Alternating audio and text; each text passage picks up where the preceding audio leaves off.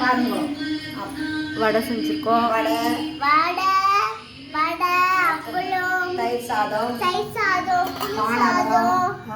உருளைக்கிழங்கு, கீரை, சுண்டல், தேங்காய் சாதம், புளி சாதம், ரசம், சாம்பார்,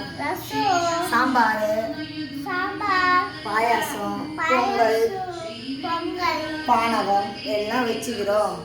மாவிளக்கு போட்டுக்கிறோம். இது காண்டி சபர்மா